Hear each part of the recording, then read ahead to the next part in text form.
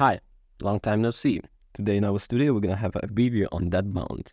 So Deadbound possesses a rather current question. How many technical imperfections are we willing to forgive in a favor of an excellent game design?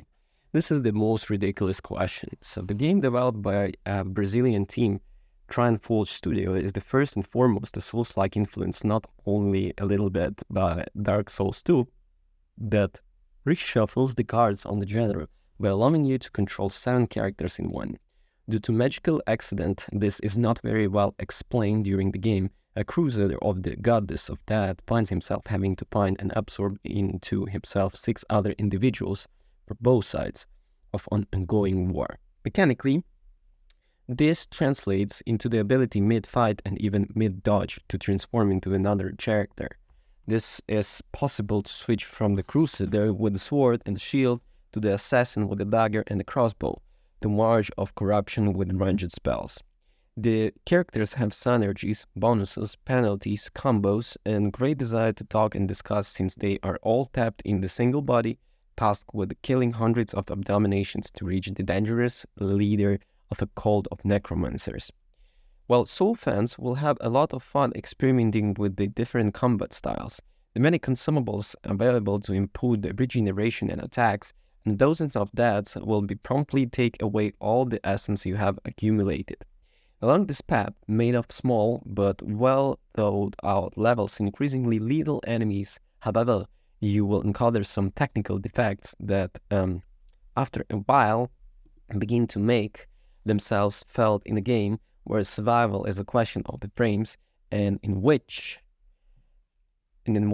sometimes a piece of the scenario takes you precious charge shot instead of the boss.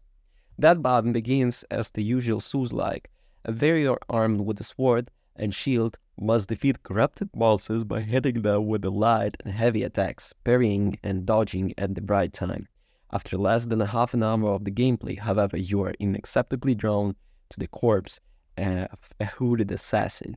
While torching, it starts a playable sequence that retraces the main events of the character up to the moment of death. At the point the warrior is no longer alone, he shares the body with the assassin, and it is a player who chooses who is the most suitable fighter for each situations. The most important thing to keep in mind while playing is that each character has their own health bar and stamina meter that decreases as they take more hits.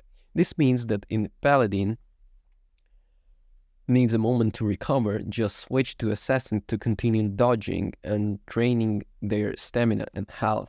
Hitting an enemy with the character as a full health then recharges the health of the other inevitable characters, but be careful.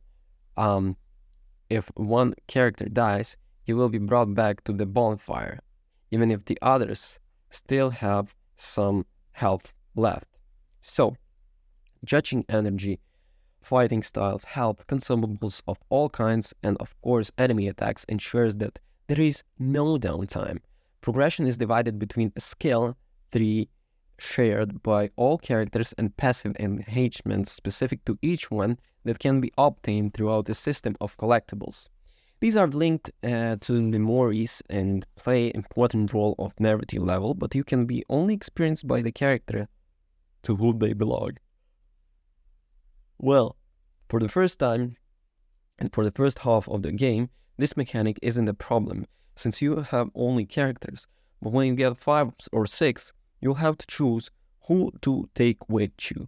If you don't have the Crusader available, you don't be able to relieve this memory and earn his bonuses.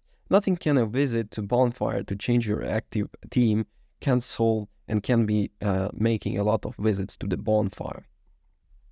Since the characters are divided by an ongoing conflict having only members on one faction, and your team will have some benefits, but you are willing to take the risk at the cost of some significant penalties. You can have damage increase up to 30%. This is just one of the possible combinations because the changes are also influenced by the position of the 4 directions with the D-pad in which the characters are set. The possibilities are many and experimentation is absolutely encouraged. Deadbound's story is one of the religious fanaticism experiments with a force beyond human control and rivalries exacerbated by endless atrocities, all in apocalypses whose origins the game doesn't really explain. Initially, seems swordsman, crusader, and monster clash in the ruins of the old stadium causes a short circuit in those accustomed to the medieval or gothic settings types of the genre. At the hours pass, however, the setting contributes, along with the characterization of the characters, to forging a strong identity for the title. The settings vary without spoiling too much, from the sewers of the first level to more open areas and then back dark corridors of the full of enemies. Each level has the new opportunities to test the player, and it's closed by a boss that will test the limits of your patience. Sometimes the wrong reasons. Deadbound in fact suffers from some technical imperfections that could make the threshold of challenge turn into the frustration. The first problem we encounter is the hitboxes of some units. When they launch certain attacks, it's not uncommon to be convicted that you have dodged a blow while the enemy's hits anyway. While the choice to have realistic scenario is commendable, then it is less to put collisions active for anything on the screen. This leads to the fact that some sections of the map, made up of narrow streets full of enemies, are unplayable, for example, for the crusader whose swords hits the walls instead of the enemies. Finally, being a game that requires you to transform even halfway throughout the dodge or a chair of attack, we would have expected the possibility of overriding an input with another great relevance. Instead, each key preset and each action requested to the system must be complete before a new one can be proceeded. This is not clear whenever it's design choice, and the fact is these few hours require a strong sense of adaptability even for those who are passionate about Soulslike. So in overall, an experience that finds its identity in the multi-character system that encourages extremely dynamic combat and careful selection of the equipment and warriors, but full of possibilities.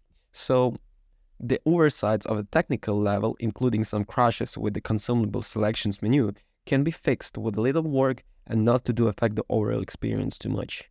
The story, not very original, managed to capture the attention, but it is design and exploration of the levels, relatively small and full of connections to discover, that keeps the tension and curiosity high. Those looking for a new and original way to live the Souls-like experience will find in Deadbound a pleasant adventure to the companion. Thank you for watching. Don't forget to rate, comment, and subscribe. Peace.